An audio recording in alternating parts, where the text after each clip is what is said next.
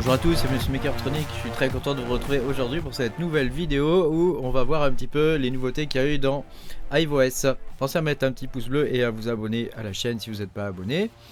Je vous rappelle que vous pouvez me soutenir en cliquant sur le bouton rejoindre sous la vidéo, vous aurez mes vidéos en avance. Et puis bah c'est tout, on peut commencer. Allez, c'est parti. J'espère que vous avez tous passé de très bonnes fêtes de fin d'année. Moi pour ma part ça s'est bien passé. Voilà, j'ai eu un boîtier de PC moi à Noël. Voilà, je me suis construit un nouveau PC avec un de mes rigs CPU que je vais mettre à miner, mais je vais aussi l'utiliser pour le coup. Je vais bien le rentabiliser. Celui-là, je vais l'utiliser pour encoder mes vidéos et tout ça, faire mes vidéos. Et du coup, ça va me faciliter un peu la vie, quoi. Parce qu'avant, j'étais sur un petit PC portable et c'était quand même pas la fête, quoi.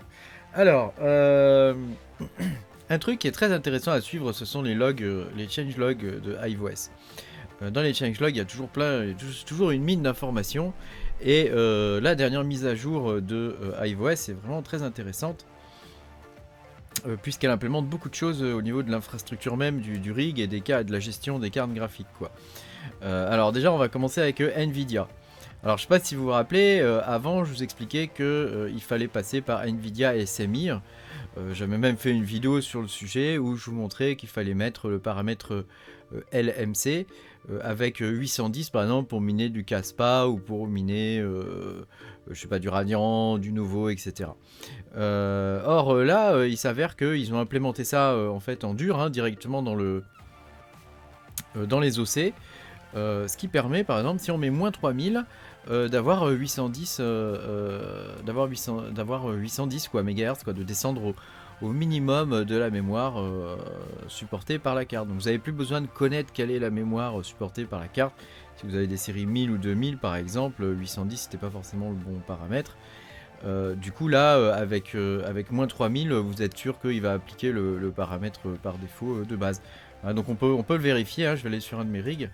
Toc, tu vois, moi j'ai passé déjà les dernières versions. Voilà, je vais faire user, mot de passe 1. Tu vois, et donc quand on fait NVIDIA SMI daemon, donc ça permet de voir grosso modo ce qui se passe sur les cartes en live, en temps réel. Et tu vois, la mémoire là, elle est bien à 810. Même clock, elle est bien à 810 ici. Tu vois. Et bon, mon corps il est à 1500. Et donc ça, c'est pas mal. C'est pas mal du tout, parce que là, tu vois, mon rig, j'ai mis moins 3000 en mémoire et bon, le paramètre est bien appliqué, quoi. Donc c'est vraiment intéressant. Déjà, pour Nvidia, on a ça qui est super. Et puis, il y a eu une grosse mage pour Nvidia aussi, où ils ont mis à jour le Nvidia Info, Nvidia Driver Update, donc c'est ce qui permet de mettre à jour les drivers.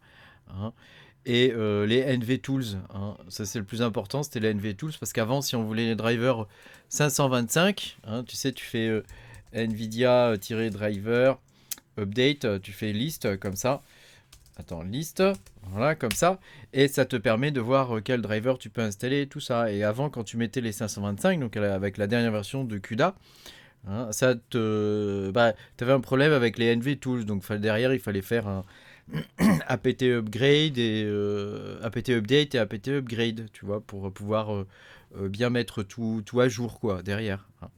Or là maintenant tu n'as plus besoin puisque les outils sont déjà mis à jour.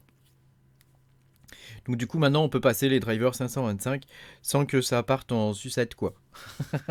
Donc c'est plutôt pas mal,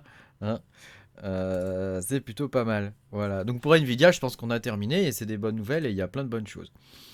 Pour AMD, alors là pour AMD il y a aussi beaucoup de nouvelles choses et on peut enfin désormais mettre à jour les drivers AMD sur iOS. Alors ça fait un moment déjà qu'ils auraient dû le faire, parce que il y a un outil qui a sorti il y a quelques temps déjà AMD, qui s'appelle ROCm, qui permet de gérer les drivers sous Linux et tout ça et de faire exactement la même chose que ce qu'on peut faire avec Nvidia. Il y a même un truc qui s'appelle ROCm SMI qui est quasiment une copie conforme de Nvidia SMI et qui permet de passer des paramètres et tout ça, exactement le même fonctionnement, quoi.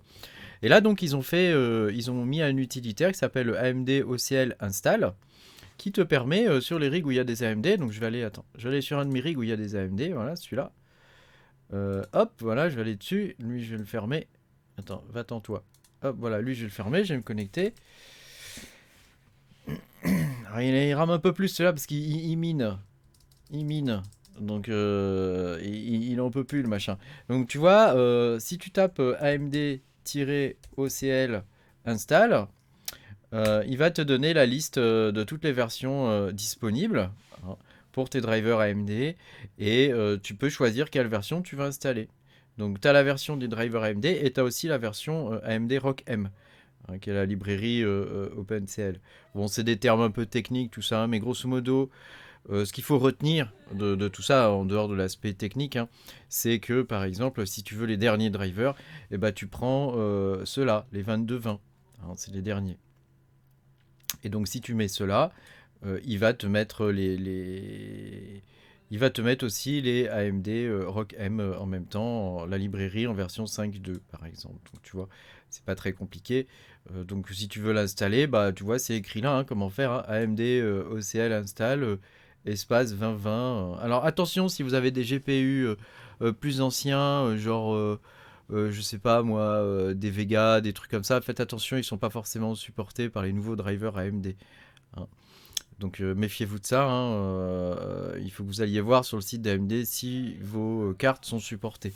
Sur les séries 5000 et 6000, il n'y a pas de souci. Sur les séries plus anciennes, les séries 500, 400 et les Vega, comme j'en ai pas, je sais pas, mais je connais quelqu'un qui en a et il a eu des soucis en mettant à jour les drivers, il a dû reflasher, quoi. Donc bon, c'est quand même pas terrible, quoi.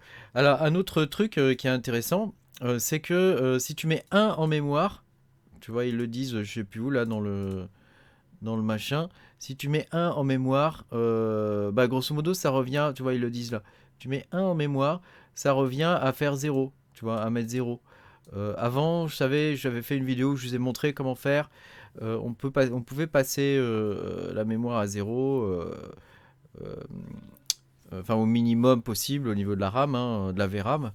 On pouvait le faire avant, mais voilà, fallait faire un cat dans un des fichiers système du kernel, du noyau, pour passer ça à 0. Et maintenant, c'est entièrement automatique, hein, donc ça te permet d'économiser pas mal d'électricité pour tout ce qui est mining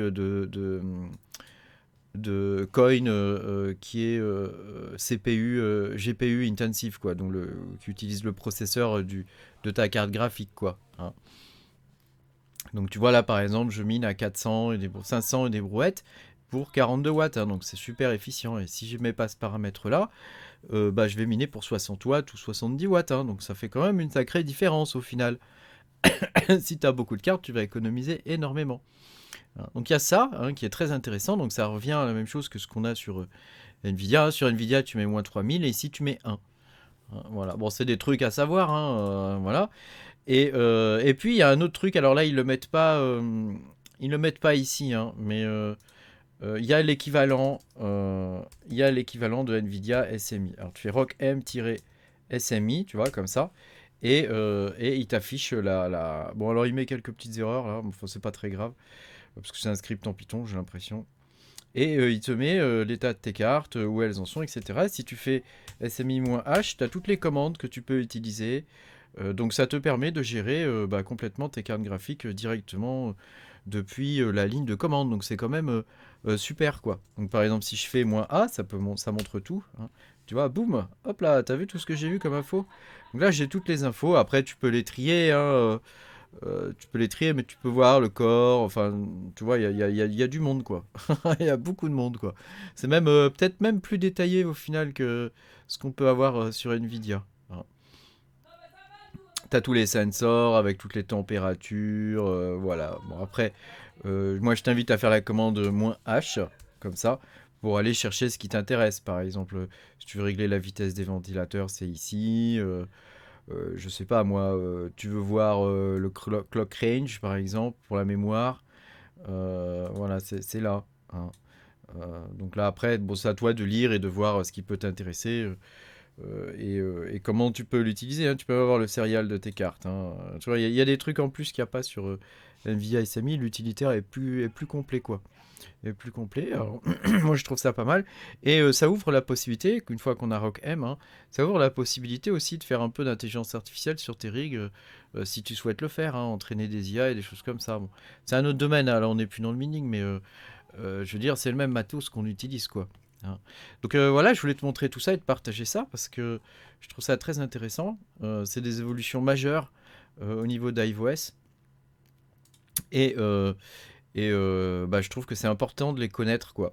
Non. Bon, ils ont changé aussi le web shell. Alors, il y en a chez qui ça marche plus. Alors, si ça marche plus chez vous, le web shell, c'est ce que j'ouvre ici, là, tu vois. Quand je clique là, tu vois, sur les IP, ici, ça, c'est ça. Ou quand je clique là, sur Hive Shell Start, tu vois, ici, hein. Si ça marche plus, vous pouvez faire ces commandes-là, apt update. Attends, hop, update, comme ça. Et puis, tu mets deux et... je sais jamais le nom de ces putains de et là, et commercial, comme ça, et ensuite tu fais apt upgrade-y, hein, pour dire oui, vas-y, hein, et ça va mettre à jour ton rig, et bon, avec un peu de chance, ça va peut-être fonctionner.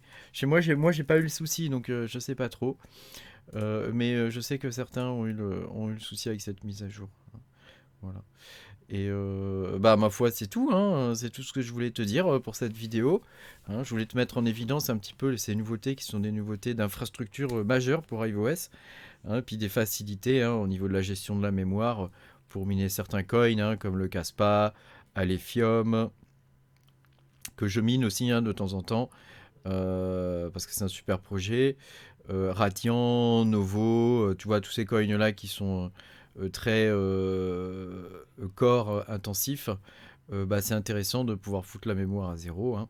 Et puis évidemment, tu as tous les utilitaires qui sont associés après aux cartes graphiques. Et grande nouveauté, hein, on peut enfin mettre à jour les drivers des cartes Nvidia, quoi, hein. Donc ça, c'est quand même vachement bien, hein, parce qu'avant on pouvait pas, c'était un peu pénible, hein.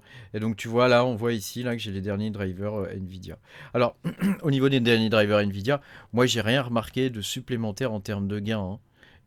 Sur AMD, j'ai rien noté de particulier. Sur Nvidia avec les drivers 525, j'ai noté un tout petit mieux au niveau du radian, mais vraiment c'est négligeable, quoi. Ça se trouve c'est juste moi qui, c'est un truc psychosomatique, tu vois. Je me dis ouais c'est les nouveaux drivers, ça marche mieux, hein, mais c'est peut-être pas le cas. Donc voilà, comme d'habitude, hein, quand tu mets à jour les drivers et tout ça, c'est des grosses opérations, hein. Donc si tu fonctionnes sur une clé USB, ne le fais pas.